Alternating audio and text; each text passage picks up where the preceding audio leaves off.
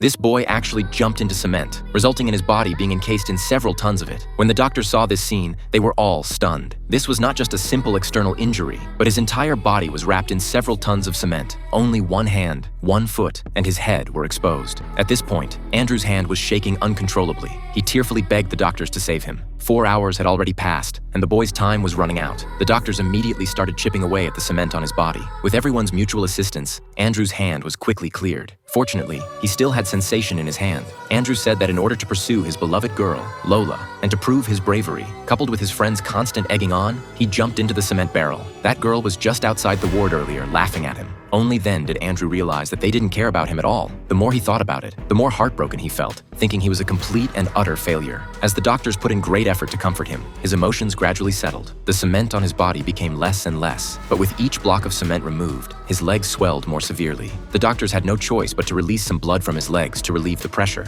The chipping and hammering work continued for several hours. The short-haired doctor's intuition told her that they seemed to have overlooked something: fluid balance and electrolyte balance. They had considered all of these. Suddenly, a cup fell to the ground. She thought of Andrew's bladder. To prevent it from being dehydrated by the cement, they had been continuously replenishing Andrew's fluids for 4 hours straight. If he didn't urinate immediately, his bladder could burst at any moment. The doctor promptly inserted a urinary catheter for him. Andrew said he really wanted to see Lola and the others now. The doctor immediately found Andrew's sweetheart, Lola, and told her that Andrew desperately needed her encouragement at this moment. Upon hearing this, his two friends were secretly making fun of Andrew. Through the doctor's unremitting efforts, the cement on the boy's body was basically cleaned off. Now there was only the final piece left on his belly, which was also the most dangerous. Seeing the doctor's solemn expression, Andrew felt a bit of panic in his heart. The doctor told him that after the last piece of cement on his stomach was removed, the accumulated toxins could enter his heart through his bloodstream. He would immediately go into shock, but the doctor would find a way to help him restore breathing until he could be safely sent to the emergency room. The final piece of cement on his belly was removed, and Andrew fell into a coma. This time, Lola finally admitted that she and Andrew were in a romantic relationship.